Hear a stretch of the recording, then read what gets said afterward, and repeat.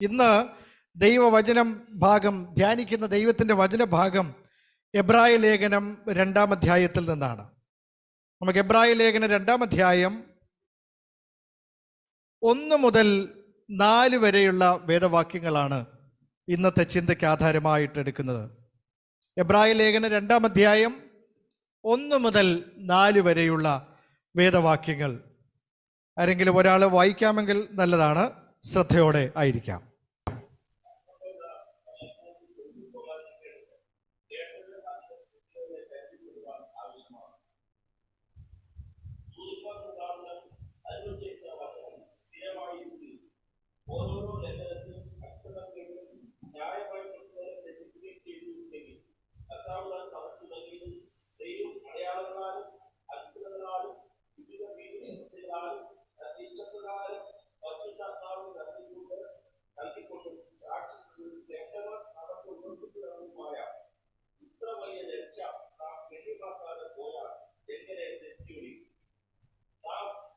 മതി, അത്രയും മതി.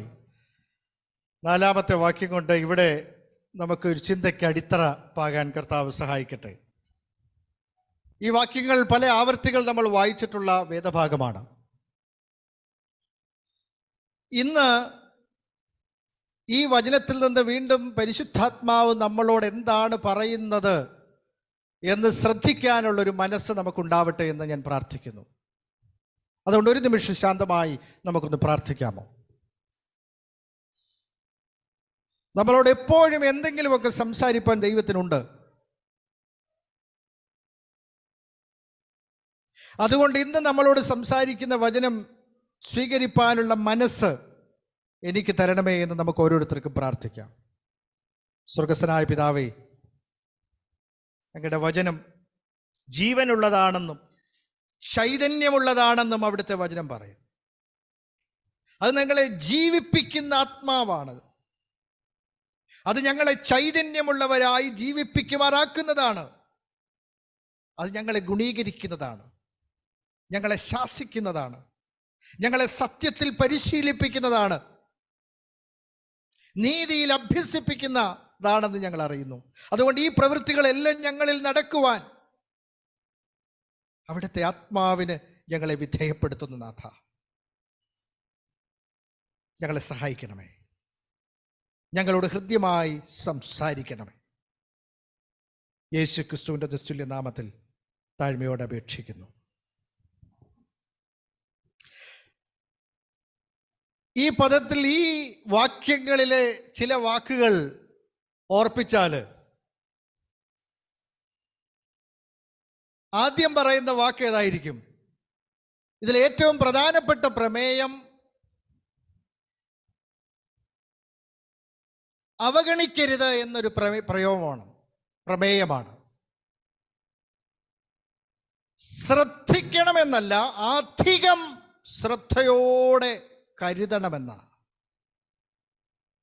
1-ാം വാക്യം പറയുന്ന വല്ലപ്പോഴും ഒഴുകിപ്പോകാതിരിക്കേണ്ടതിന്. അവിടെ ക്രിയാപദം എന്താണ്? ഡ്രിഫ്റ്റ് ചെയ്യാൻ. നമ്മൾ ഒഴുകിപ്പോകുന്ന മനുഷ്യരാണ്.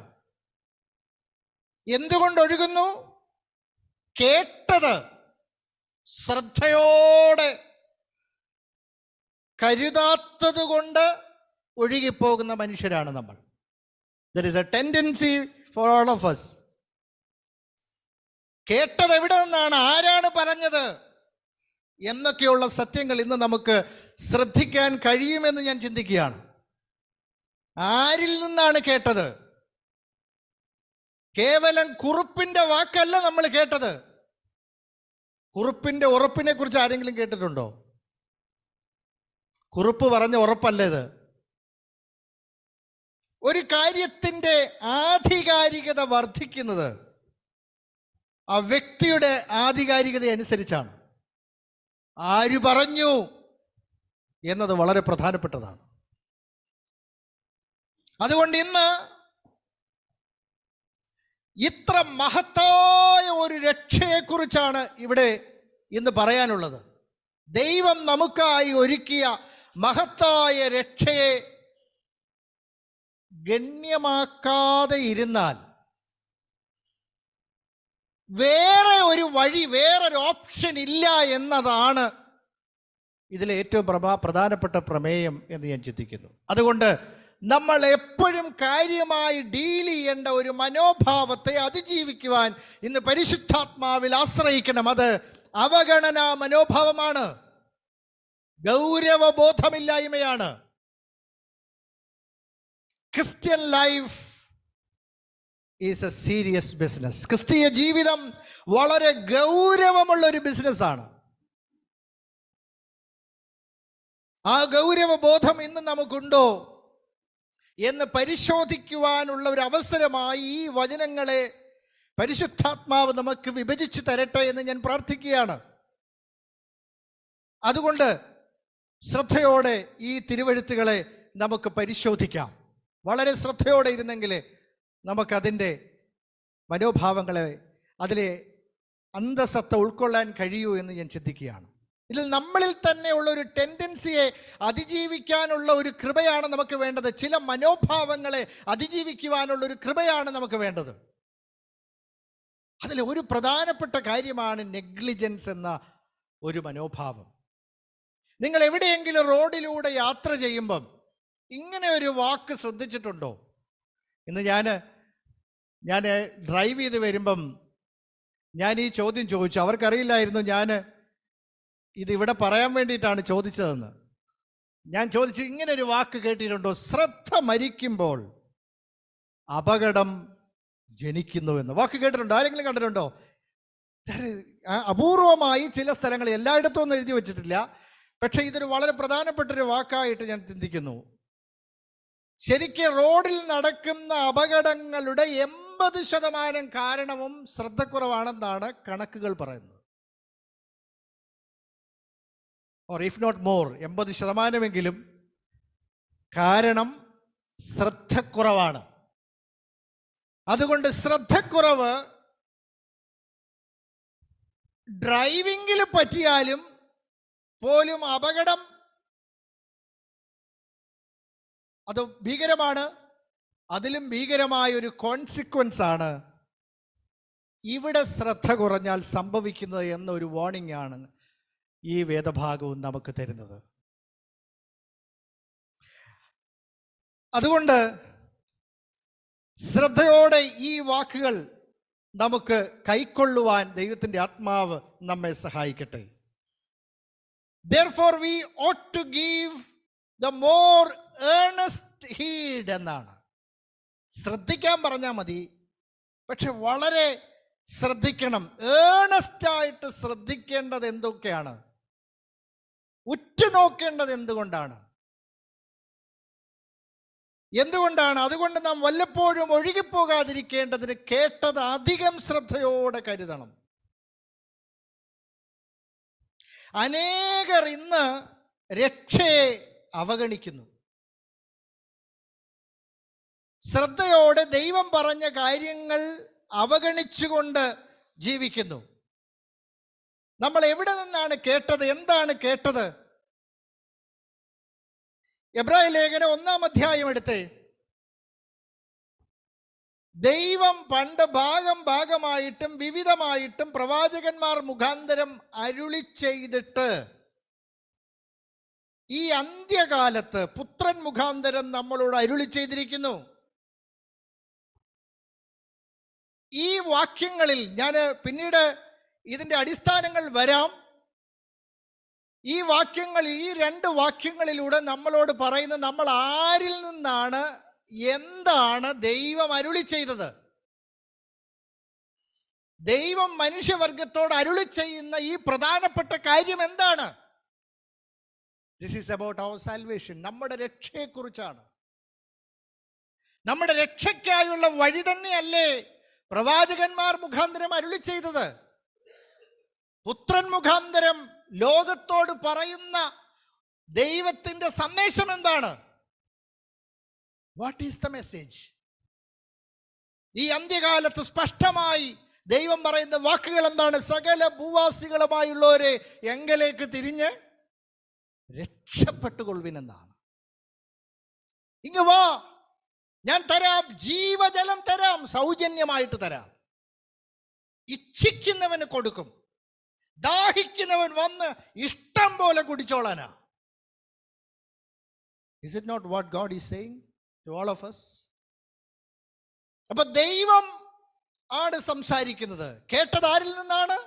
ദൈവത്തിൽ നിന്ന്, പിതാവിൽ നിന്ന് ആദ്യമെന്നാണ്.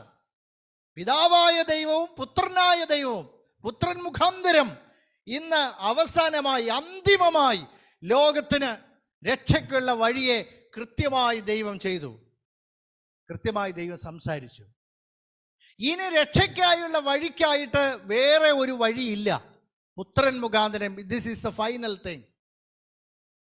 മറ്റാരും ക്ലെയിം ചെയ്യുന്നത് പോലെ പുത്രനല്ലാതെ മറ്റൊരാളിലൂടെ ഫൈനൽ വേർഡ് ഒന്നും ഉണ്ടായിട്ടില്ല. പുത്രൻ മുഖാന്തരം അരുളി ചെയ്ത്, നമ്മളോട് അരുളി ചെയ്തിരിക്കുന്ന ഈ പറഞ്ഞത്, ഈ പുത്രൻ മുഖാന്തരം എന്ന് പറയുന്ന പുത്രൻ ആരാണ് എന്നതാണ് അടുത്തുള്ള വാക്യങ്ങളിലൂടെ പറയുന്നത്. ഈ പുത്രൻ ആരാണ് എന്നതാണ് എബ്രായ ലേഖന കർത്താവ് പറഞ്ഞിട്ടാണ് ഈ രണ്ടാമത്തെ ഈ പ്രധാനപ്പെട്ട ഭാഗത്തേക്ക് വരുന്നത്. പുത്രൻ ആരാണെന്നൊന്ന് പരിശോധിക്കട്ടെ. രണ്ടാം വാക്യം പറയുന്നു, സകലത്തിനും അവകാശി,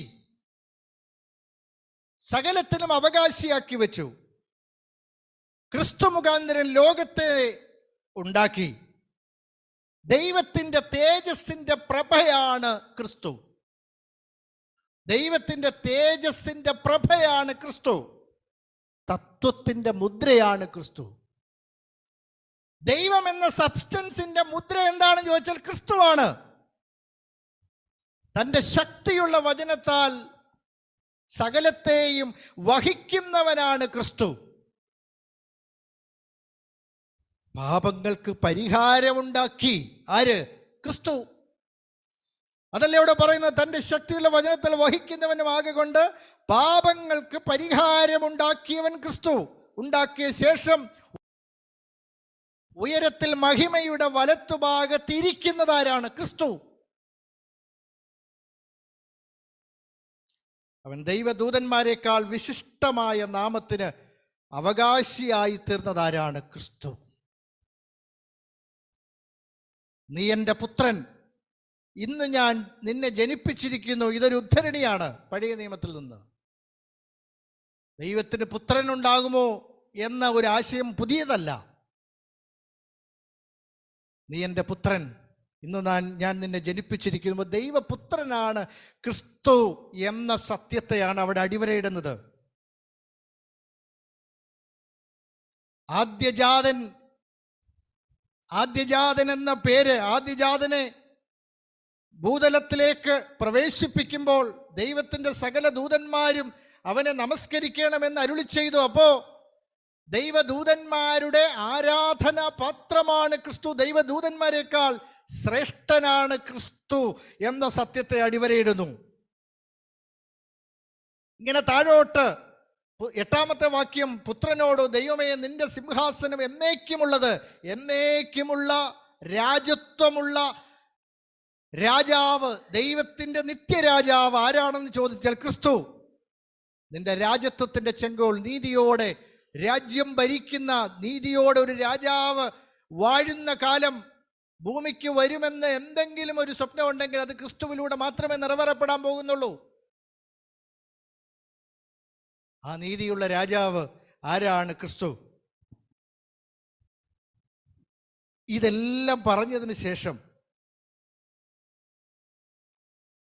അവസാനം 2-ാം വാക്യം, ഇതൊക്കെ പറഞ്ഞ് രക്ഷ പ്രാപിപ്പാനുള്ളവരുടെ ശുശ്രൂഷയ്ക്കായി അയക്കപ്പെടുന്ന സേവകാത്മാക്കളാണ് ദൂതന്മാർ എന്ന് പറഞ്ഞ് 13-ാമത്തെ വാക്യം, നിന്റെ ശത്രുക്കളെ നിനക്ക് പാദപീഠമാക്കുവോളം നീ എൻ്റെ വലത്തുഭാഗത്തിരിക്ക എന്ന് ആരോടെങ്കിലും, ദൂതന്മാരിൽ ആരോടെങ്കിലും വല്ലപ്പോഴും അരുളി ചെയ്തിട്ടുണ്ടോ?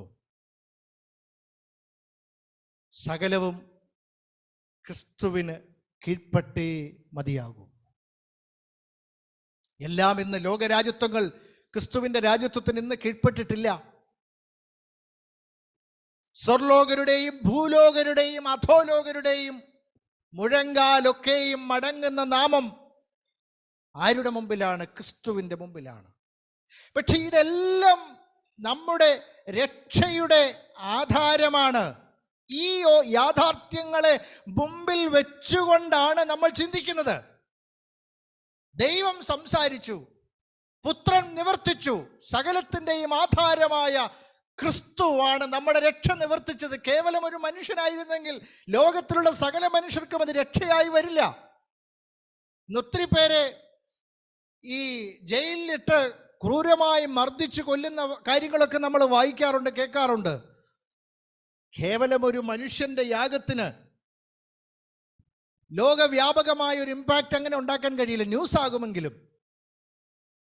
പക്ഷേ ഈ പാപങ്ങൾക്ക് പരിഹാരമുണ്ടാക്കി ഉയരങ്ങളിൽ മഹിമയുടെ വലത്തുഭാഗത്തിരിക്കുന്ന ഇതാരാണ്? ഈ ക്രിസ്തു ആണ് നമ്മുടെ രക്ഷയുടെ ആധാരം. ഈ 1-ാം അധ്യായത്തിൽ പറഞ്ഞ ഈ പ്രധാനപ്പെട്ട സുപ്രധാനമായ യാഥാർത്ഥ്യങ്ങൾ യാഥാർത്ഥ്യമായിരിക്കുന്നത് കൊണ്ട് ഇനി 2-ാമത്തെ അധ്യായത്തിന്റെ 1-ാം വാക്യം, അതുകൊണ്ട് therefore എന്ന വാക്ക് വരുന്ന അതുകൊണ്ടാ. അതുകൊണ്ട് നാം ഒഴുകിപ്പോകാതെ ഇരിക്കേണ്ടതിന് കേട്ടത് ആരിൽ നിന്നാ കേട്ടത്? പിതാവിൽ നിന്ന്, പുത്രനിൽ നിന്ന്, പരിശുദ്ധാത്മാവിൽ നിന്ന്, സകലത്തിൻ്റെയും ആധാരമായ ദൈവത്തിൽ നിന്ന് തന്നെ നമ്മൾ കേട്ടു. താഴോട്ട് കുറച്ചുകൂടെ വ്യക്തത നമുക്ക് ആ വിഷയത്തിൽ തരുന്നുണ്ട്. ആ ഭാഗം വരുമ്പോൾ ചിന്തിക്കാം. അപ്പോസ്തലന്മാരിൽ നിന്ന് നമ്മൾ കേട്ടു. കേട്ടത് ശ്രദ്ധയോടെ കരുതേണ്ടത് ആവശ്യമാണ്. ശ്രദ്ധയോടെ കരുതേണ്ടത് ആവശ്യമാണ്, അല്ലെങ്കിൽ നമ്മൾ ഒഴുകിപ്പോകും. അപ്പോൾ ഈ ഡ്രിഫ്റ്റ് ചെയ്യാതിരിക്കാൻ, ഡ്രിഫ്റ്റ് എന്ന് പറയുന്ന പദത്തിന് നമുക്ക് എങ്ങനെ ഒരു അർത്ഥം കൊടുക്കാൻ പറ്റും? അത് ഇന്റൻഷണൽ അല്ല, മനഃപൂർവ്വം അല്ലെങ്കിൽ നമ്മൾ ഡ്രിഫ്റ്റ് ചെയ്യും. നമ്മൾ ഒന്നും ചെയ്യാതിരുന്നാൽ, നിഷ്ക്രിയമായിരുന്നാൽ പോലും നമ്മൾ ഡ്രിഫ്റ്റ് ചെയ്യും. അപ്പൊ ഇത്രയും വലിയ ഒരു യാഥാർത്ഥ്യം നമ്മുടെ മുമ്പിൽ ഉള്ളത് കൊണ്ട്, ഇങ്ങനെ ഒരു വോയിസ് നമ്മുടെ മുമ്പിൽ കിടക്കുന്നതുകൊണ്ട്, ഇങ്ങനെ ഒരു സത്യാവസ്ഥ നമ്മുടെ മുമ്പിൽ കിടക്കുന്നത് കൊണ്ട് ഇത് അധികം ശ്രദ്ധയോടെ നമ്മൾ കൺസിഡർ ചെയ്യുന്നില്ലെങ്കിൽ നമ്മൾ അറിയാതെ ഡ്രിഫ്റ്റ് ചെയ്യും എന്നുള്ളതാണ്. ഗൗരവബോധം നമ്മളിൽ അല്പം കുറഞ്ഞാൽ നമ്മൾ ഒഴുകുമെന്നാണ് ഇതിൽ പറയുന്ന ഒരു പ്രമേയം. നമ്മൾ ഒഴുകിപ്പോകും. അങ്ങനെ ഒരു ലോകത്താ എപ്പോഴും പറയുന്നത്, ലോകം ഒരു നാശത്തിലേക്ക് ഒഴുകുന്ന ഒരു വലിയ നദിയാണെന്ന, അതിശീഘ്രം നാശത്തിലേക്ക് ഒഴുകുന്ന ഒരു നദിയാണ്. നമുക്ക് ഓരോരുത്തർക്കും ദൈവം രക്ഷ പ്രാപിക്കാൻ ഒരു ലൈഫ് ബോട്ട് തന്നിട്ടുണ്ട്. അതിലിഷ്ടം പോലെ എനർജിയുണ്ട്, ഇന്ധനമുണ്ട്. പക്ഷെ ഈ ഒഴുക്കിനെതിരെ നമ്മൾ ഒഴുക്കിനെതിരെ നമ്മൾ മൂവ് ചെയ്തെങ്കിൽ മാത്രമേ നമുക്ക് മൂവ് ചെയ്യാൻ പറ്റത്തുള്ളൂ. ഇതിൽ നമ്മൾ റിലാക്സ് ചെയ്ത് ലാഘവത്തോടെ കണ്ടാൽ, ഗൗരവബോധം എവിടെയെങ്കിലും നമുക്ക് കുറഞ്ഞാൽ നമ്മൾ അറിയാതെ ഒഴുകി നമ്മളെല്ലാവരും ഏതെങ്കിലുമൊക്കെ പോയിന്റിൽ ഒഴുകുന്നവരാണ്. ലെറ്റ്സ് ബി ഓണസ്റ്റ്, ഡ്രിഫ്റ്റ് ചെയ്യുന്നവരാണ്.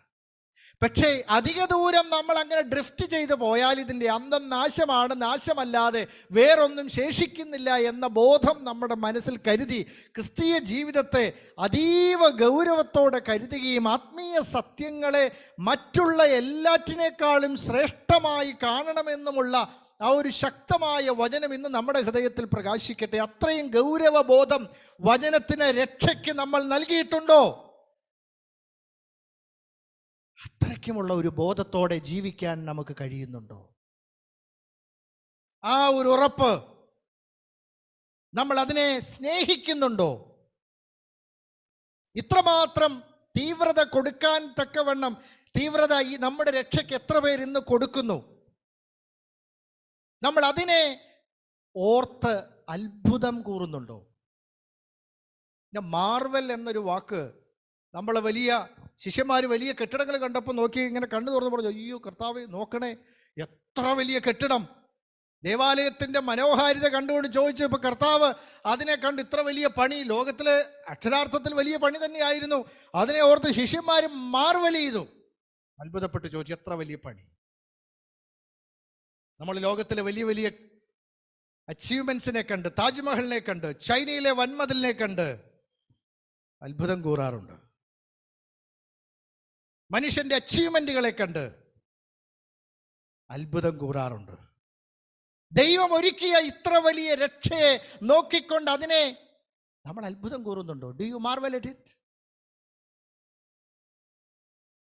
Do you meditate it? അതിനെ നമ്മൾ ധ്യാനിക്കുന്നുണ്ടോ? തുടർമാനമായ ഒരു നന്ദി നമ്മുടെ ഹൃദയത്തിൽ ഉരുവാകുന്നുണ്ടോ? കേവലം ഒരു ഇമോഷണൽ ഔട്ട്ബ്രേക്ക് അല്ല, ഒരു തുടർമാനമായ ഒരു ഗ്രാറ്റിറ്റ്യൂഡ് ഇത്ര വലിയ രക്ഷയ്ക്ക് നമ്മൾ കൊടുക്കുന്നുണ്ടോ? ആ ബോധത്തോടെ എൻ്റെ സുഹൃത്തിനോടത് പങ്കുവെക്കാനുള്ള മനസ്സ് നമ്മുടെ ഉള്ളിലുണ്ടോ? നമ്മുടെ വേണ്ടപ്പെട്ടവരോട് ഇത്ര വലിയൊരു കാര്യത്തോട് നമ്മൾ ഉചിതമായി പ്രതികരിക്കില്ലേ? നിങ്ങളുടെ ജീവിതത്തിൽ സംഭവിച്ച ഏറ്റവും പ്രധാനപ്പെട്ട കാര്യങ്ങളോടുള്ള നിങ്ങളുടെ പ്രതികരണം എന്തായിരുന്നു? ഇത്ര വലിയ രക്ഷയോടുള്ള നമ്മുടെ പ്രതികരണം എങ്ങനെയാണ് എന്ന നമ്മുടെ ഗൗരവബോധത്തിൻ്റെ അളവുകോലിനെ ഒന്ന് പരിശോധിക്കാൻ ഇന്ന് പരിശുദ്ധാത്മാവിൽ ഞാൻ നമ്മെ ഓരോരുത്തരെയും ബുദ്ധി ഉപദേശിക്കുകയാണ്. We are not all that serious. We are not all that serious. ഇത്ര വലിയ രക്ഷയാണ് എന്ന ഒരു ബോധം നമ്മുടെ ഉള്ളിലുണ്ടോ? നമ്മുടെ മനസ്സിലുണ്ടോ?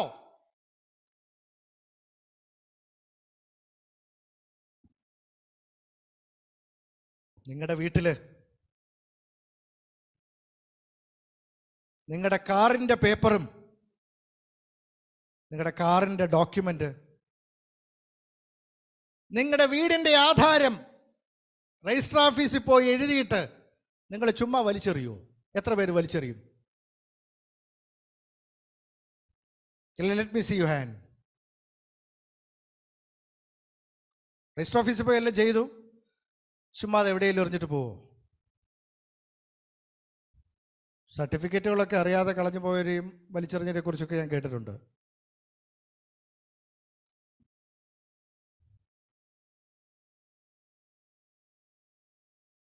പ്രധാനപ്പെട്ട പേപ്പറുകൾ നമ്മൾ സൂക്ഷിക്കില്ലേ എന്നാണ് ഞാൻ ചോദിക്കുന്നത്. നമ്മുടെ സർട്ടിഫിക്കറ്റ് പോലെ നമ്മുടെ ഡോക്യുമെന്റുകളെ നമ്മൾ സൂക്ഷിക്കില്ലേ?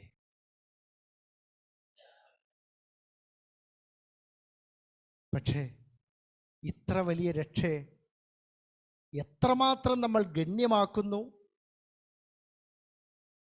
എത്രമാത്രം നമ്മൾ അവഗണിക്കുന്നു എന്ന ഒരു കാഴ്ച നമ്മുടെ ഉള്ളിൽ ഉണ്ടാവണമേ എന്ന പ്രാർത്ഥനയാണ് എനിക്ക് ഇന്ന് പകലുള്ളത്.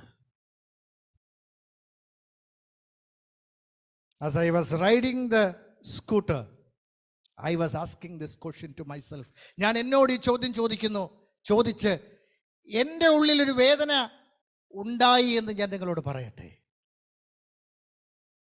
ആ ഒരു വേദന ഇന്ന് നമ്മുടെ ഉള്ളിൽ ഉണ്ടാവട്ടെ. അത്രമാത്രം ദൈവമേ, ഞാൻ ഈ രക്ഷയെ വിലമതിക്കുന്നുണ്ടോ? എൻ്റെ മനസ്സിൽ ആ ഒരു സെൻസ് ഓഫ് ഗ്രേറ്റ്നെസ് ഉണ്ടോ?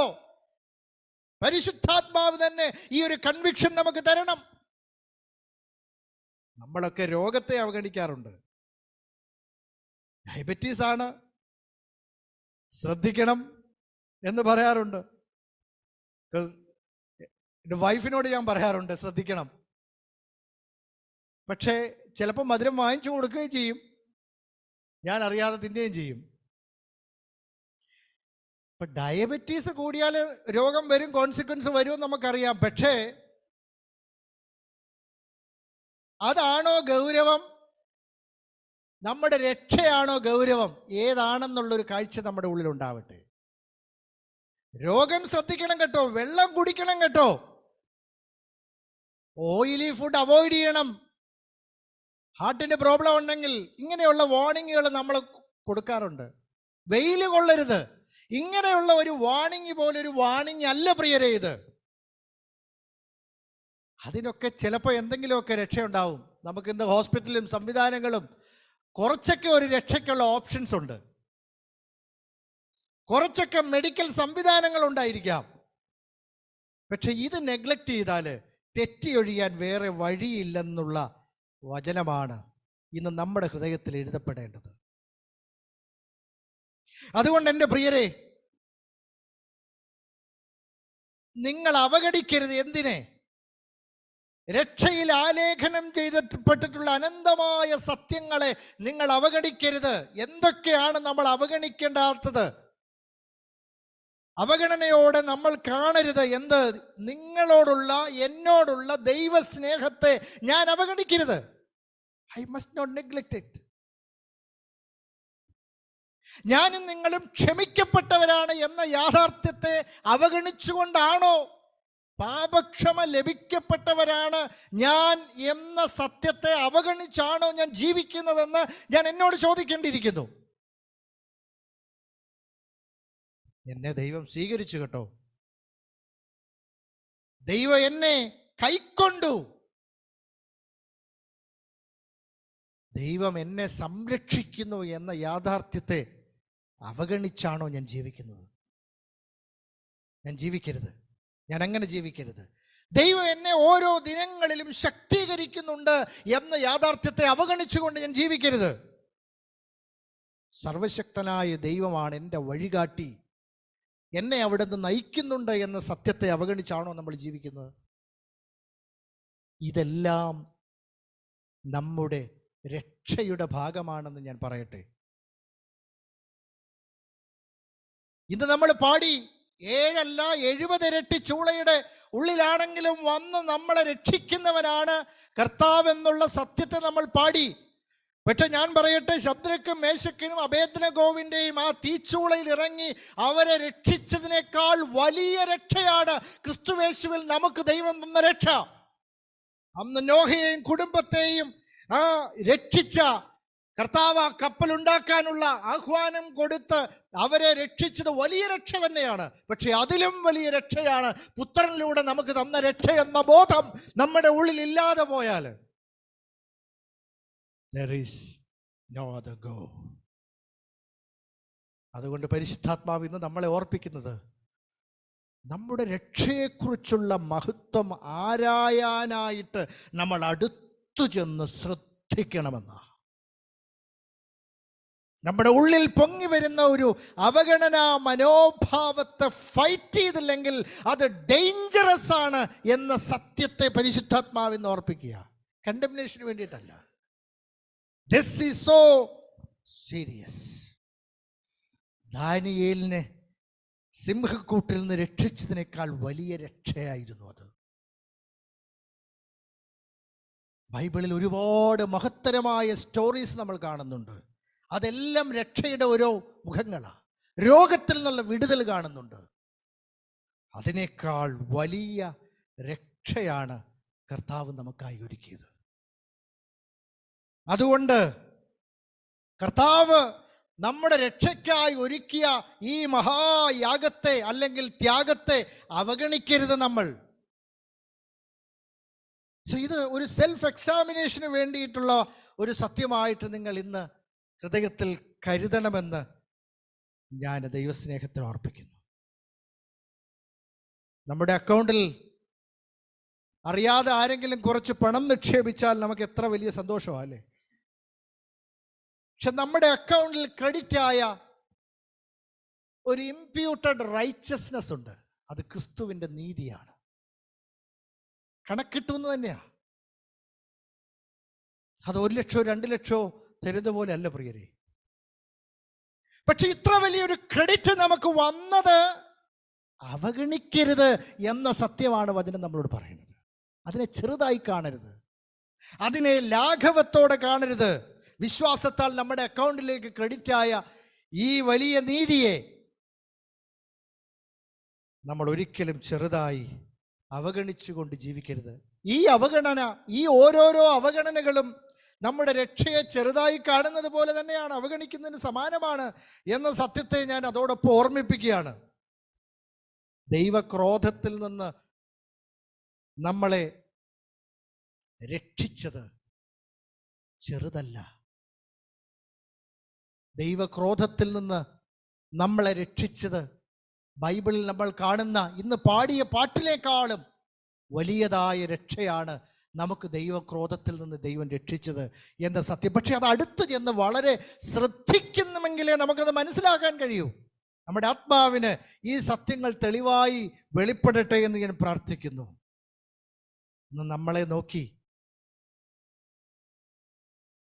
ദൈവത്തിന് ഒരു ഹൃദയത്തിനൊരു സന്തോഷമുണ്ടെങ്കിൽ ക്രിസ്തുവിൽ മറഞ്ഞിരിക്കുന്ന നമ്മളെ നോക്കി ഇവൻ എൻ്റെ പ്രിയപുത്രൻ, ഇവനിൽ ഞാൻ പ്രസാദിച്ചിരിക്കുന്നു എന്ന് കർത്താവിനെ കുറിച്ച് മാത്രമാണ് പറഞ്ഞു അല്ലേ?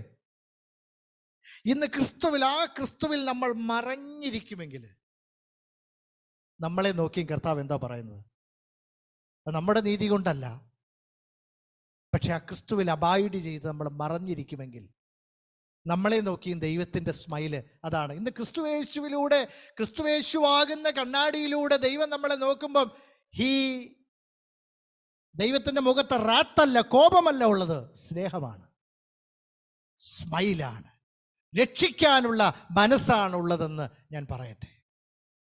അതുകൊണ്ട് ആ ലഭിച്ച വലിയ മഹത്വം, ദൈവത്തിൻ്റെ ഒരു ഫേവർ ക്രിസ്തുവിലൂടെ നമുക്ക് ലഭിച്ചത് ഇത് ചെറിയ കാര്യമായിട്ടാണോ ഞാൻ കരുതുന്നതെന്ന് എന്നോട് ചോദിച്ചാൽ മതി.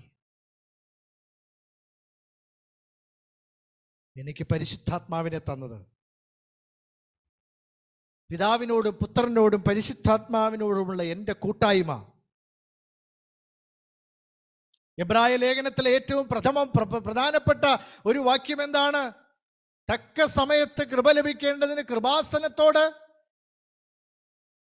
അടുത്തു ചെല്ലാനുള്ള ഒരു കൃപ, ആ ഒരു ഹോട്ട് ലൈൻ, ഏതു സമയത്തുമുള്ള ഒരു ആക്സസ് നമുക്ക് കിട്ടിയ ഈ കാര്യം ചെറുതാണോ?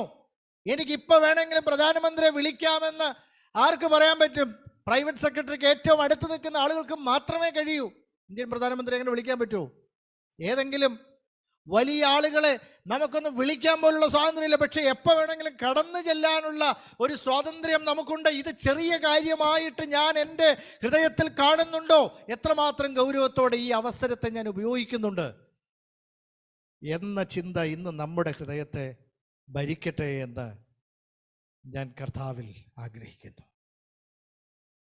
ഇന്ന് നമ്മൾ പാടി, പറഞ്ഞു തീരാത്ത അനുഗ്രഹങ്ങളും ദാനങ്ങളെക്കുറിച്ച് നമ്മൾ പാടി.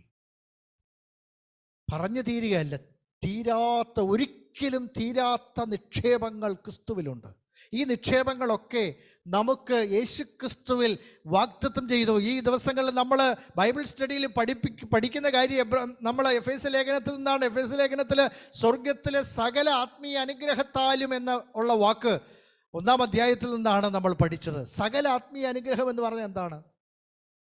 ഈ സകല സ്വർഗത്തിലെ സ്വർഗീയമായ ആത്മീയമായ സകല അനുഗ്രഹത്താലും ക്രിസ്തുവേശുവിൽ ജീവിക്കുന്ന ഒരു മനുഷ്യന് ദൈവം വാഗ്ദത്തം ചെയ്ത കാര്യമാണ്, നമ്മെ നിറച്ചിരിക്കുന്ന കാര്യമാണ്.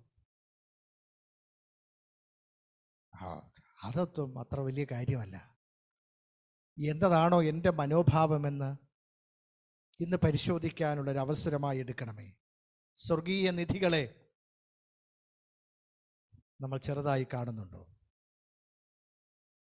മണ്ണെ പ്രതി മാണിക്യം വെടികയില്ലെന്ന് പാടാറുണ്ട് നമ്മൾ. പക്ഷെ നമുക്ക് മാണിക്യം മണ്ണാണോ, അതോ ഈ മാണിക്യത്തിൻ്റെ മഹത്വം ശരിക്കും കണ്ടവരാണോ? അയ്യോ, അത് വളരെ പ്രധാനപ്പെട്ടതാണ്. ഒരിക്കലും തീരാത്ത വാഗ്ദത്തങ്ങൾ യേശുക്രിസ്തുവിൽ നമുക്ക് തന്നത് ചെറുതായി കാണുകയോ അവഗണിക്കുകയോ നമ്മൾ ചെയ്യരുത്. അതിനെ സ്നേഹിക്കണം, മെഡിറ്റേറ്റ് ചെയ്യണം, അതിൽ വസിക്കണം. തുടർമാനമായ നന്ദിയോടെ ഈ സത്യങ്ങൾക്ക് മുമ്പിൽ ജീവിക്കാനുള്ള ജാഗ്രത എനിക്ക് എവിടെയെങ്കിലും കുറയുന്നുണ്ടെങ്കിൽ ഞാൻ അടുത്തു ചെന്ന് കൂടുതൽ ശ്രദ്ധയോടെ കരുതണമെന്നതാണ് ഈ വചനത്തിലൂടെ നമ്മളോട് ദൈവത്തിൻ്റെ ആത്മാവിനെ സംസാരിക്കുന്നത്. Is the Spirit of God prompting you today? ഇത്ര വലിയ രക്ഷയിൽ ഒരു ആനന്ദം നമ്മുടെ ഉള്ളിൽ വേണം. ആ ആനന്ദത്തെ, രക്ഷയിലുള്ള ആനന്ദത്തെ തടയുന്നത് എന്തെങ്കിലും ഉണ്ടെങ്കിൽ അതിനെ അതിജീവിക്കാനുള്ള കൃപ എനിക്ക് വേണമെന്ന് പ്രാർത്ഥിക്കാൻ എനിക്ക് കഴിയണം. ഇത്ര വലിയ രക്ഷയ്ക്ക് പകരം വെക്കാൻ ഒന്നും ഇല്ലാത്തത് കൊണ്ട് കർത്താവ് പറയുന്ന ഒരു കാര്യം, ഇതിൻ്റെ എത്രത്തോളം ജാഗ്രത വേണമെന്നുള്ള ആ ഒരു കാര്യം പറയാനാ. നിങ്ങളുടെ കണ്ണ് നിങ്ങൾക്ക് ഇടർച്ച വരുത്തുന്നെങ്കിൽ അതിനെ ചൂഴ്ന്നെടുത്ത് കളയാനും, കൈ ഇടർച്ച വരുത്തുന്നെങ്കിൽ വെട്ടിയെറിഞ്ഞ് കളയാനുമുള്ള ഒരു ഇൻറ്റൻസീവായിട്ടുള്ള ജാഗ്രതയെക്കുറിച്ച് അവിടെ പറയുന്നത് അതാണ്. സോ ഇതിലെന്ത് വാക്കാണ് മലയാളത്തിൽ എനിക്ക് പറയണമെന്ന് എനിക്ക് അറിഞ്ഞുകൂടാ. അത്രയ്ക്കും ഇൻറ്റൻസീവായ ഒരു ഡിസയർ, ഒരു ആനന്ദം, ഈ ദൈവം ഒരുക്കിയ രക്ഷയെക്കുറിച്ചുള്ള ബോധം എൻ്റെ ഹൃദയത്തിൽ നിറയേണ്ടത് അനിവാര്യമാണ്.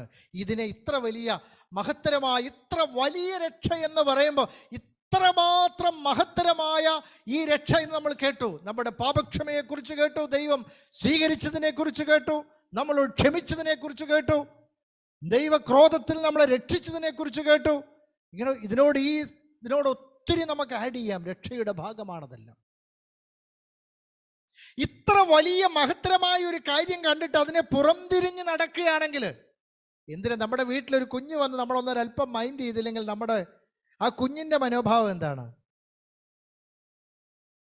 നമ്മുടെ വീട്ടിൽ പ്രധാനപ്പെട്ട ഒരു അതിഥി വന്നോന്നിരിക്കട്ടെ, നാട്ടിലെ, നമ്മൾ മൈൻഡ് ചെയ്യുന്നില്ലെങ്കിൽ അദ്ദേഹത്തിന്റെ മനോഭാവവും വേദനയും എന്തായിരിക്കും? ഇത്ര മഹത്തരമായ രക്ഷ നമുക്കായി ഒരുക്കിയിട്ട് അതിനോട് അനുയോജ്യമായ പ്രതികരണം നമ്മുടെ ഹൃദയത്തിൽ ഉണ്ടാകുന്നില്ലെങ്കിൽ, ഗ്രാറ്റിറ്റ്യൂഡ് ഉണ്ടാവുന്നില്ലെങ്കിൽ, ബാക്കി നിങ്ങൾക്ക് പൂരിപ്പിക്കാം. ആ മനോഭാവത്തെ ഞാൻ ഫൈറ്റ് ചെയ്യും എന്ന് ഹൃദയത്തിൽ നിശ്ചയിക്കുന്നവർക്കായി ഞാൻ ദൈവത്തിന് സ്തോത്രം ചെയ്യുന്നു.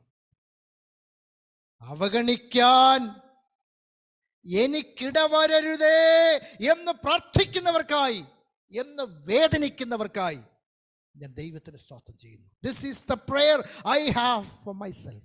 ഇത്ര വലിയ രക്ഷയെ അവഗണിക്കാൻ, ഒരു വിധത്തിലെങ്കിലും അവഗണിക്കാൻ എനിക്ക് ഇടവരരുത് നാഥ, എന്നെ സഹായിക്കണമേ എന്ന് പ്രാർത്ഥിക്കുന്നവർക്കായി ഞാൻ ദൈവത്തിന് നന്ദി പറയുന്നു. ഹല്ലേലൂയ. ദൈവ പിതാവ് പ്രഘോഷിച്ചത് പുത്രൻ പ്രഘോഷിക്കുന്നത്. ഓക്കെ, ഇതിലെ 3-ാമത്തെ വാക്യം ശ്രദ്ധിച്ചേ.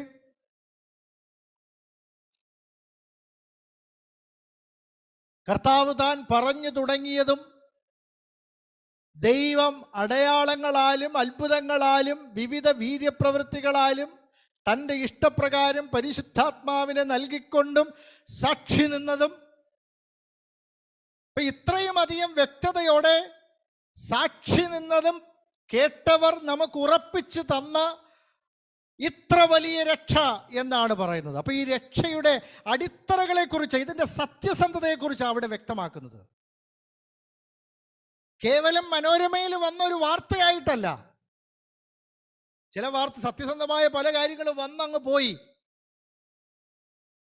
പക്ഷെ ഇതിന്റെ ഒരു സത്യസന്ധതയെക്കുറിച്ച്, ഇതിന്റെ ഒരു വ്യക്തതയെക്കുറിച്ച് അവിടെ പറയുന്നത്. 2-ാം വാക്യം കൂടെ ചേർത്ത് വായിച്ചാട്ടെ.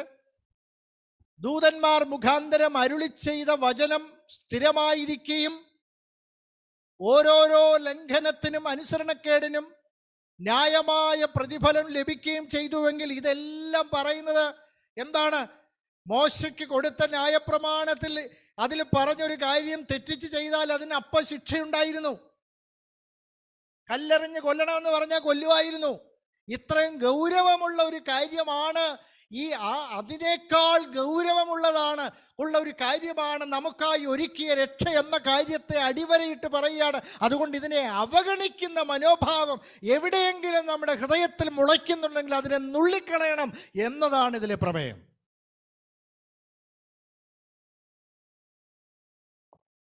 സോ അറ്റ് എനി കോസ്റ്റ്, ഇതിന്റെ കോസ്റ്റ് അത്രയ്ക്ക് വലുതാണ്. ഇത്ര വലിയ രക്ഷ, ഇത്ര മഹത്തരമാണ് ഈ രക്ഷ എന്നുള്ള സത്യത്തെയാണ് ഇവിടെ നമുക്ക് വ്യക്തമാക്കി തരുന്നത്. മനുഷ്യനൊരു കാര്യം വലിയ കാര്യം അല്ലെങ്കിൽ നമ്മൾ അവഗണിക്കാറുണ്ട്. ചെറിയ ചെറിയ കാര്യങ്ങളൊക്കെ എത്ര ലാഘവത്തോടെ നമ്മൾ കാണാറുണ്ട്. വലിയ കാര്യമാണെങ്കിൽ ഒരല്പം ഒന്ന് നമ്മൾ അനങ്ങും. വലിയ കാര്യമാണെങ്കിൽ. അപ്പോൾ വലിയ കാര്യം അല്ലെങ്കിൽ നമ്മൾ അങ്ങനെ ചെയ്യത്തില്ല. ഒരു കാര്യത്തിന് സത്യസന്ധത ഇല്ലെന്നുണ്ടെങ്കിൽ തീരെ നമ്മൾ എന്ത് ചെയ്യത്തില്ല, നമ്മളതിനെ ഗൗരവത്തോടെ കാണത്തില്ല. അത്രയ്ക്ക് വലിയ ഗൗരവമായിട്ട് നമ്മൾ എടുക്കാറില്ല. പക്ഷെ ഈ ദൈവം പണ്ട് പറഞ്ഞു തുടങ്ങിയ ഈ രക്ഷയെ സംബന്ധിച്ചുള്ള സത്യസന്ധത കൂടെ നിരപ്പിച്ചിട്ട് നമ്മുടെ ഹൃദയത്തെ ഇതിൽ നങ്കൂരമിടുകയാണ് പരിശുദ്ധാത്മാവിൽ ഈ ലേഖനകർത്താവ് ചെയ്യുന്നത്. അതുകൊണ്ട് ഇന്ന് 21-ാം നൂറ്റാണ്ടിൽ ജീവിക്കുന്ന നമുക്ക് നമ്മൾ ഒത്തിരി എവിഡൻസ് എഴുതി, നമ്മുടെ കോടതി ഭാഷയിൽ എവിഡൻസ് ഉണ്ടോ എന്നാണ് ചോദിക്കുന്നത്. എന്തെങ്കിലും ഒരു കാര്യത്തിന് തെളിവുണ്ടോ? മൂഢമായ അന്ധമായ ഒരു വിശ്വാസമല്ല ക്രിസ്തീയ വിശ്വാസം. അടുത്ത സമയത്ത് ആരോ പറഞ്ഞു ദൈവത്തിന് കൊച്ചുമക്കളില്ലെന്ന്. ദൈവത്തിന് മക്കളേ ഉള്ളൂ, കൊച്ചുമക്കളില്ല. പാസ്റ്ററല്ലേ പറഞ്ഞു, കഴിഞ്ഞ ഏതോ സൺഡേയിൽ ഇത് പറഞ്ഞു. എന്താണ് എൻ്റെ ഓർമ്മ? ദൈവത്തിന് മക്കളേ ഉള്ളൂ.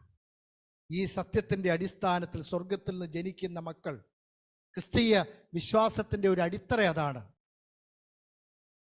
അതുകൊണ്ട് ഇവിടെ പറയുന്ന സാക്ഷികളുടെ ഒരു നിരയെക്കുറിച്ച് നമുക്ക് വേഗത്തിലൊന്ന് ചിന്തിക്കാം. ചില മിനിറ്റുകൾ കൂടെ ഞാൻ എടുക്കാം. ഇവിടെ പറയുന്ന സാക്ഷികൾ ആരൊക്കെയാണെന്ന് ഓർപ്പിച്ച കാര്യം തന്നെ 3-ാം വാക്യത്തിൽ നമ്മൾ വീണ്ടും വായിക്കുന്നത് എന്തൊക്കെയാണ്? കർത്താവ് താൻ പറഞ്ഞു തുടങ്ങി. അപ്പൊ ആദ്യത്തെ നമ്മുടെ രക്ഷയെ സംബന്ധിച്ചിട്ടുള്ള ആദ്യത്തെ സാക്ഷി ആരാണ്? കർത്താവാണ്. അല്ലാതെ കോടതിയിൽ നമ്മൾ പ്രൊഡ്യൂസ് ചെയ്യുന്ന കെട്ടിച്ചമച്ച ഒരു സാക്ഷിയല്ല. ദൈവം തന്നെ സാക്ഷി. പിതാവ് സാക്ഷിയാണെന്ന് ആദ്യം നമ്മൾ കണ്ടു, പുത്രൻ സാക്ഷിയാണെന്ന് കണ്ടു. അപ്പൊ കർത്താവ് താൻ പറഞ്ഞു തുടങ്ങി. അപ്പൊ നമ്മുടെ വിശ്വാസത്തിന്റെ ആദ്യത്തെ സാക്ഷി ദൈവം തന്നെ. അത് ഡിവൈനാണ്, ദിവ്യമാണ്, മാനുഷികമല്ല, സങ്കല്പമല്ല, മനുഷ്യൻ രൂപം കൽപ്പിച്ച ഒരു ബിസിനസ് അല്ലത്. It's divine. ദൈവം പറഞ്ഞു തുടങ്ങിയ, ദൈവത്തിന്റെ മനസ്സിൽ ഉദിച്ചതാണ് നമ്മുടെ രക്ഷ. അതുകൊണ്ടാണത് സാധ്യം. അപ്പൊ പിതാവും പുത്രനും പരിശുദ്ധാത്മാവും ഇതിൽ സമ്പൂർണമായി ഉൾപ്പെട്ടിരിക്കുന്നു എന്ന സത്യത്തിന് അടിവരയിടുന്നു. ആ കാര്യം ദൈവം താൻ പറഞ്ഞു തുടങ്ങി. അടയാളങ്ങളാലും അത്ഭുതങ്ങളാലും വിവിധ വീര്യപ്രവൃത്തികളാലും തൻ്റെ ഇഷ്ടപ്രകാരം പരിശുദ്ധാത്മാവിനെ നൽകിക്കൊണ്ടും. അവിടെ എല്ലാവരും ഉണ്ടോ? പിതാവും പുത്രനും പരിശുദ്ധാത്മാവും ഉണ്ടോ? അപ്പൊ പിതാവും പുത്രനും പരിശുദ്ധാത്മാവും ഇതിന് സാക്ഷികളാണ്. നമ്മുടെ രക്ഷയ്ക്ക് സാക്ഷി ആരാ? ആധാരത്തിന് സാക്ഷികൾ ഒപ്പിട്ടു അല്ലേ? ജാമ്യത്തിന് സാക്ഷികൾ വേണം അല്ലേ? നമ്മുടെ രക്ഷയ്ക്ക് നമുക്കൊരുക്കിയ രക്ഷയുടെ സാക്ഷികൾ ആരാ? ഗാഡ്. ദൈവം തന്നെ സാക്ഷ്യം നിർത്തിയ ഈ കാര്യത്തെ ഏതെങ്കിലും വിധത്തിൽ ചെറുതായി എൻ്റെ മനസ്സ് കാണുന്നുണ്ടോ എന്ന സത്യത്തിലേക്ക് തന്നെയാണ് ഞാൻ നമ്മെ ഓരോരുത്തരെയും നയിക്കുന്നത്. അത് മാത്രമല്ല, അപ്പോൾ ഒന്നാമത്തെ സാക്ഷി പിതാവാണ്. രണ്ടാമത്തെ സാക്ഷി ഇവിടെ പുത്രനായ ക്രിസ്തുവാണ്. പരിശുദ്ധാത്മാവാം ദൈവം തന്നെ നൽകിക്കൊണ്ട് പരിശുദ്ധാത്മാവ് ആക്റ്റീവായിട്ട് നമ്മുടെ രക്ഷയിൽ പ്രവർത്തിച്ചുകൊണ്ടേയിരിക്കുക. ഇപ്പോഴും ഈ പറയുന്ന സമയത്തും പ്രവർത്തിച്ചു കൊണ്ടിരിക്കുന്നു. പക്ഷേ അപ്പോസ്തല പ്രവൃത്തി 10:36 വേഗത്തിൽ നിന്ന് വായിച്ചേ. അപ്പോസ്തല പ്രവൃത്തി 10:36.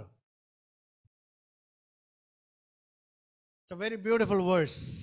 10-ാം അധ്യായത്തിൽ 36-ാം വാക്യം. അവൻ എല്ലാവരുടെയും കർത്താവായ യേശുക്രിസ്തു മൂലം സമാധാനം സുവിശേഷിച്ചുകൊണ്ട് ഇസ്രായേൽ മക്കൾക്ക് അയച്ച വചനം. അപ്പൊ അവൻ എല്ലാവരുടെയും 35-36 വാക്യം വായിച്ചാട്ടെ. ഏതു ജാതിയിലും അവനെ ഭയപ്പെട്ട് നീതി പ്രവർത്തിക്കുന്നവനെ അവൻ അംഗീകരിക്കുന്നു എന്നും ഞാനിപ്പോൾ യഥാർത്ഥമായി ഗ്രഹിക്കുന്നു എന്ന് പറഞ്ഞിട്ട് അവൻ എല്ലാവരുടെയും കർത്താവായ യേശുക്രിസ്തു മൂലം സമാധാനം സുവിശേഷിച്ചുകൊണ്ട് ഇസ്രായേൽ മക്കൾക്ക് അയച്ച വചനം. അപ്പോൾ ഇവിടെ സാരാംശത്തിൽ പറയാൻ ആഗ്രഹിക്കുന്ന കാര്യം, പിതാവും പുത്രനും പരിശുദ്ധാത്മാവും നമ്മുടെ രക്ഷയ്ക്ക് സാക്ഷികളാണ് എന്ന സത്യത്തെയാണ് ഞാൻ ഉറപ്പിക്കുന്നത്. നാലാമത് ഒരു സാക്ഷി കൊണ്ട് മൂന്നാമത്തെ സാക്ഷികൾ എന്ന് പറയുന്നത് അപ്പോസ്തലന്മാരാണ്. മൂന്നാമത്തെ സാക്ഷി. അതാ കേട്ടവർ എന്നുള്ള വാക്കുകൊണ്ട് ഉദ്ദേശിക്കുന്നത്. കേട്ടവരുടെ കൂട്ടത്തിൽ ഈ എബ്രായ ലേഖനത്തിൻ്റെ എഴുത്തുകർത്താവും കൂടെ ഉണ്ടെന്ന് ഞാൻ അനുമാനിക്കുകയാണ്. കേട്ടവർ ഉറപ്പിച്ചു തന്നു. കാരണം അവരാണ് ദൃക്സാക്ഷികൾ.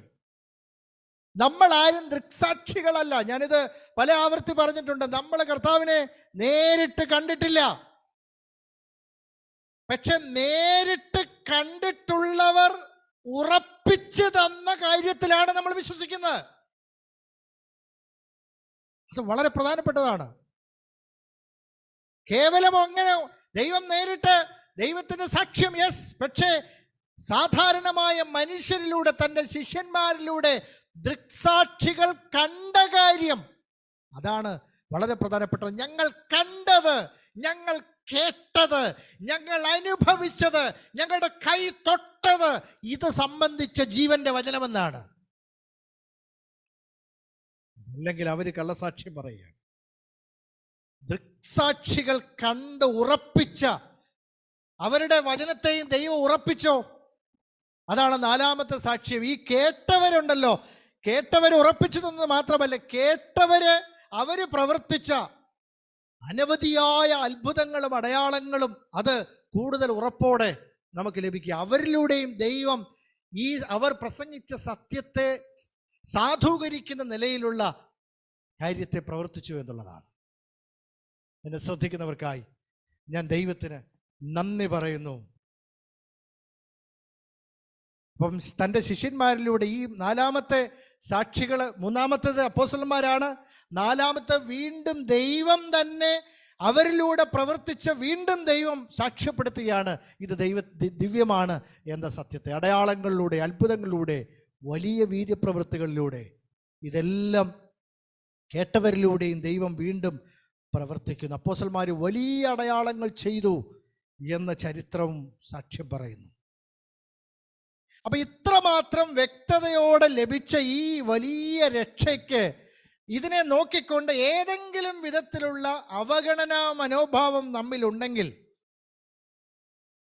അത് ഈ സത്യത്തിന്റെ അഭാവമോ സാക്ഷികളുടെ അഭാവമോ ഒന്നുമല്ല, നമ്മുടെ ഹൃദയത്തിന്റെ പ്രശ്നമാണ്. This is a problem of our heart. നമ്മൾ ശ്രദ്ധിക്കാത്തതിന്റെ അഭാവമാണ്. അത്രയ്ക്കും ജാഗ്രതയുള്ളൊരു ശ്രദ്ധ നമുക്കില്ലാത്തതിന്റെ അഭാവമാണ്. നമ്മുടെ അശുദ്ധിയാണ് അതിന് കാരണം. നമ്മുടെ പ്രൗഢ നിറഞ്ഞ അഹങ്കാരം പിടിച്ച ഹൃദയമാണ് അതിന് കാരണം. നമ്മുടെ അന്ധതയാണ് അതിന് കാരണം. അതുകൊണ്ട് താഴ്മയോടെ, സ്നേഹത്തോടെ, ദൈവത്തിൽ നിന്നുള്ള വിശുദ്ധീകരണം പ്രാപിച്ചുകൊണ്ട്, കണ്ണിൻ്റെ അന്ധത മാറ്റുവാനുള്ള ലേപനം ദൈവത്തിൽ നിന്ന് പ്രാപിച്ചുകൊണ്ട്, ഈ വലിയ രക്ഷയിൽ ആനന്ദിച്ച് അതിനെ അതീവ ജാഗ്രതയോടെ കരുതാനുള്ള ഒരു മനോഭാവം എനിക്ക് ഇന്നും എന്നും തരണമേ എന്ന് പ്രാർത്ഥിക്കുന്നവർക്കായി ഞാൻ ദൈവത്തിന് നന്ദി പറയുന്നു. This is a message.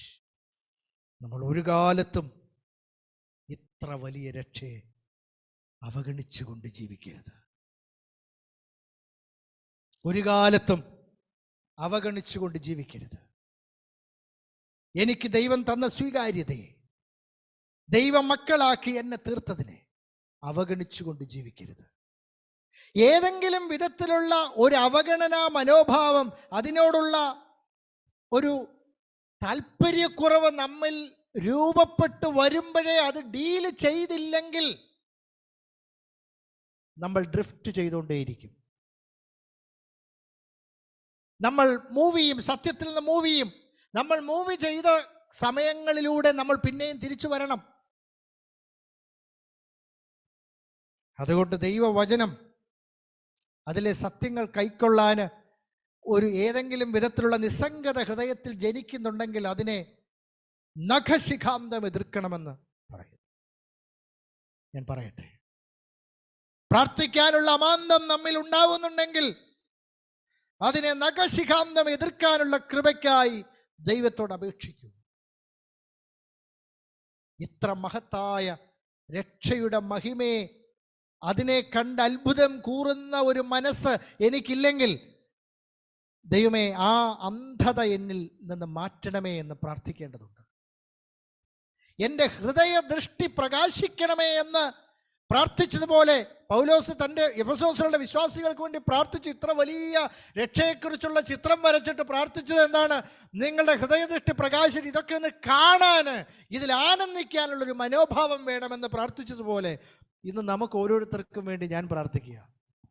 ഇത്ര വലിയ രക്ഷ ദൈവം ഒരുക്കിയിട്ട് അതിന് തക്കതായ ബോധത്തോടെ കാണാനും അതിൽ വളരാനുമുള്ള മനോഭാവം എനിക്കില്ലാതെ വരരുതേ നാഥ.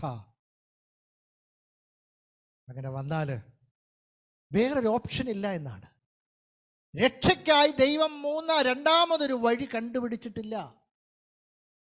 ദൈവത്തിൻ്റെ അന്തിമമായ വിധി തന്നെയാണിത്.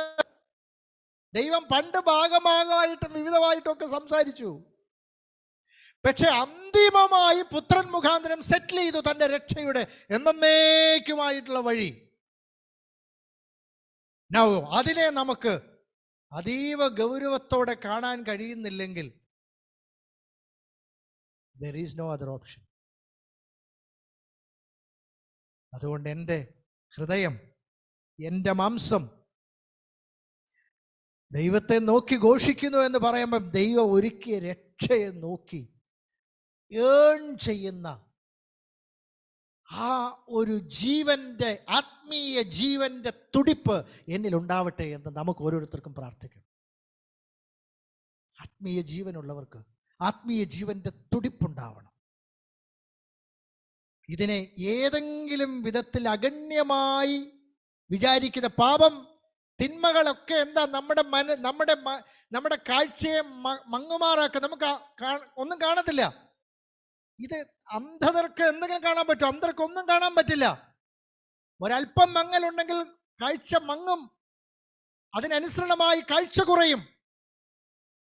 അപ്പൊ എൻ്റെ കണ്ണുകൾക്ക്, എൻ്റെ ഹൃദയദൃഷ്ടിക്ക് അതിനനുസരണം കാഴ്ച തരണമേ എന്ന് പ്രാർത്ഥിക്കണം.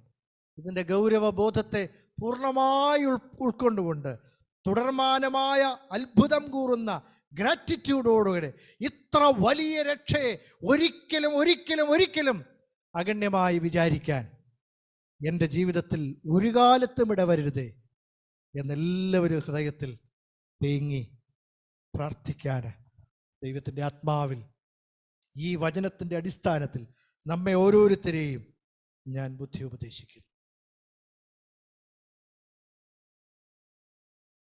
ഇതിലും വലിയൊരു തെളിവ് നമ്മുടെ രക്ഷയ്ക്കായി ദൈവത്തിന് ഒരുക്കാനില്ല.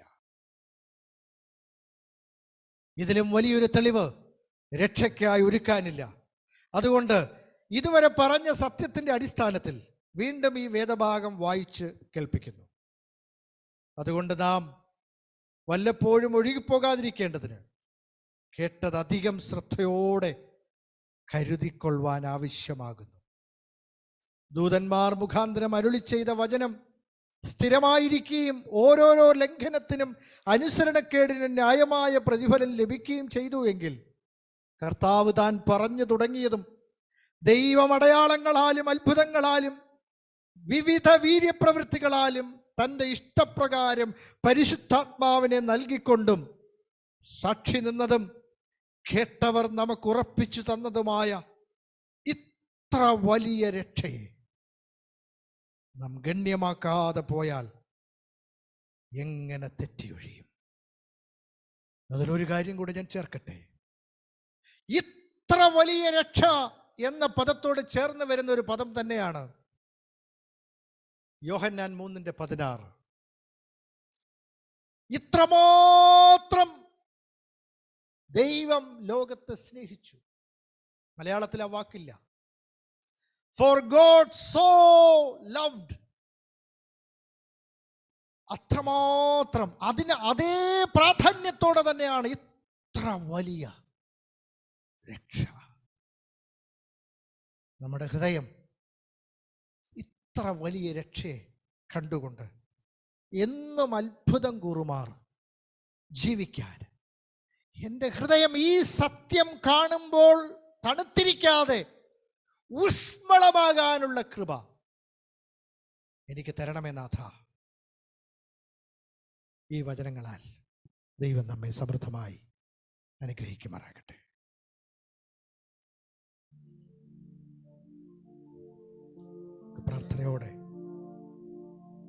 പ്രാർത്ഥനയോടെ നമുക്കൊരു ഗാനം പറ്റുമെങ്കിൽ പാടാം. നിങ്ങളുടെ ഹൃദയത്തിൽ ഗാനമുണ്ടെങ്കിൽ, ഇത്രയും സ്നേഹിച്ചാൽ പോരാ. നമുക്ക് പാടാൻ കഴിയുമോ എന്ന് എനിക്കറിയത്തില്ല. പറ്റുമെങ്കിൽ ആ ഗാനം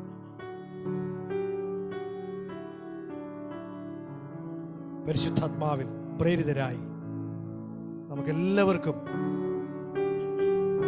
ഈ ഗാനം ദൈവം ഒരുക്കിയ മഹാ രക്ഷയ്ക്ക് പകരമായി ഇത്രയും സ്നേഹിച്ചാൽ പോരാ, ഇത്രമാത്രം ഗൗരവബോധം നമുക്ക് പോരാ എന്നുകൂടെ അർത്ഥം വരുന്ന നിലയിൽ ഹൃദയത്തിൽ പാടാൻ ദൈവം നമ്മെ സഹായിക്കട്ടെ.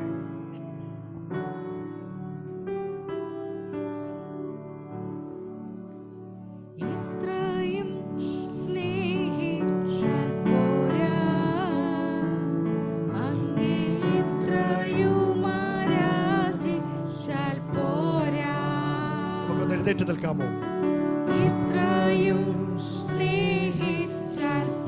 നെഞ്ചത്ത് കൈവച്ചുകൊണ്ട്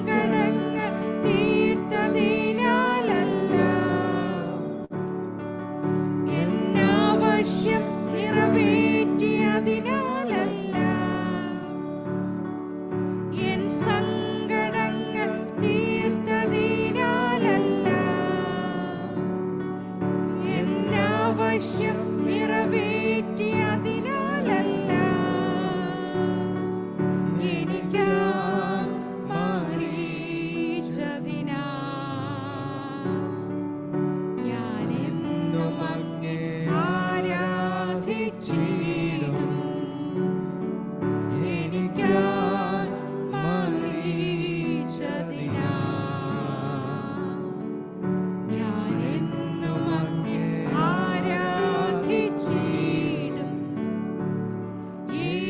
അങ്ങേ ആരാധിച്ചിടും.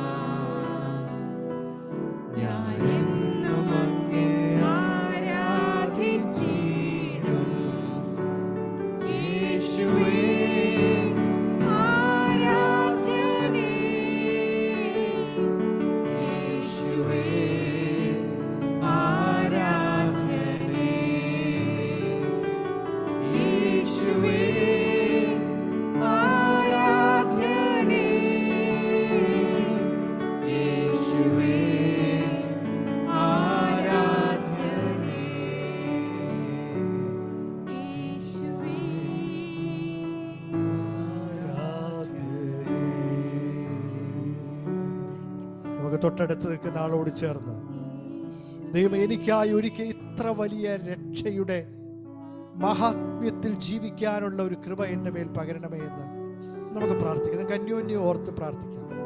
അടുത്തിരിക്കുന്ന ആളോട് ചേർന്ന്, ഇത്ര വലിയ രക്ഷയെ ഒരിക്കലും അവഗണിക്കാൻ എൻ്റെ ജീവിതത്തിൽ, എൻ്റെ ജീവകാലത്ത് ഇടവരരുതേ. ഏതെങ്കിലും വിധത്തിൽ എൻ്റെ ജീവിതത്തിൽ വന്നുപോയ കുറവുകളെ എന്നോട് ക്ഷമിക്കണമേ എന്ന് ഞാൻ ഏറ്റവും ശ്രദ്ധയോടെ ഈ സത്യങ്ങളെ ഗ്രഹിക്കാൻ, അധികം ശ്രദ്ധയോടെ എൻ്റെ ഹൃദയത്തിൽ കരുതാൻ ഞാൻ തീരുമാനിക്കുന്നു. എന്നെ സഹായിക്കണമേ എന്ന് നമുക്ക് ഓരോരുത്തർക്കും പ്രാർത്ഥിക്കാം. ആ ശക്തിക്കായിട്ട് പ്രാർത്ഥിക്കാം. ഇത്ര വലിയ ഒരു രക്ഷയാണല്ലോ കർത്താവേ അങ്ങ് എനിക്കായി ഒരുക്കിയത്. അത് കാണാതെ വണ്ണം എൻ്റെ കണ്ണൊരിക്കലും കുരുടാവരുതേ നാഥ. ഞാൻ അന്ധനായി തീരരുതേ. ഹല്ലേലൂയ. ഞാൻ ഒരിക്കലും അഹങ്കാരിയായി തീരരുതേ നാഥ. എന്ത് വില കൊടുത്തും എനിക്ക് എൻ്റെ രക്ഷയ്ക്കായി മുഴുവൻ വിലയും കൊടുത്ത് എന്നെ വീണ്ടെടുത്ത കർത്താവിനായി അതിൻ്റെ ഗൗരവബോധത്തിൽ തന്നെ നിലനിന്ന് ഫലം കായ്ക്കാൻ എന്നെ സഹായിക്കണമേ എന്ന് നമുക്ക് ഓരോരുത്തർക്കും പ്രാർത്ഥിക്കാം. അന്യോന്യം അനുഗ്രഹിച്ച് ശക്തീകരിച്ച് നമ്മൾ പ്രാർത്ഥിച്ചുകൊണ്ട് തന്നെ ഇരിക്കാം. സമയത്ത് നമുക്ക് കർത്താവിൻ്റെ മേശയ്ക്കായി നമ്മളെ തന്നെ ഒരുക്കാം. ഇത്ര വലിയ രക്ഷ നമുക്കായി ഒരുക്കാൻ ജീവനായകൻ തന്നെ തൻ്റെ ജീവനെ തൻ്റെ മക്കൾക്കായി വെച്ചു തന്ന സത്യത്തിൻ്റെ വിളംബരമാണ്, പ്രസ്താവനയായി നമ്മൾ ആചരിക്കുന്ന ഈ ശുശ്രൂഷ. പരിശുദ്ധാത്മാവിൽ അതിൽ ഭാഗവക്കാകാൻ പരിശുദ്ധാത്മാവിന്റെ നിയോഗത്തോടെ നമ്മൾ എന്ന് കേട്ട വചനത്തെ ഉറപ്പിക്കുന്ന സത്യമായി ഇത് തീരട്ടെ. എനിക്കായി ഒരുക്കിയ ഈ മഹാരക്ഷയുടെ മഹാത്മ്യം ആരാഞ്ഞുകൊണ്ട് തന്നെ ജീവിക്കാൻ എന്നെ സഹായിക്കണമേ. അതിനായി ഇന്ന് കർത്താവിന്റെ മേശയിൽ ഞാൻ പങ്കാളിയാകുമ്പോൾ എംഎംഎസിലേക്ക് പോയ ശിഷ്യന്മാരുടെ കണ്ണുകൾ തുറന്നതുപോലെ എന്റെ കണ്ണുകൾ തുറക്കണമേ നാഥ. അങ്ങയെ അറിയാൻ, അങ്ങയുടെ രക്ഷ അറിയാൻ എന്നെ സഹായിക്കണമേ. യാതൊന്നിനും ഈ ഗൗരവ ബോധത്തിൽ നിന്ന് എന്നെ പിന്തിരിപ്പിക്കയില്ല എന്ന ഉറപ്പ് എനിക്ക് ഇന്ന് തരണമേ നാഥ. ഞാൻ അധികം ശ്രദ്ധയോടെ കരുതുവാൻ എന്നെ സഹായിക്കണമെന്നാഥ.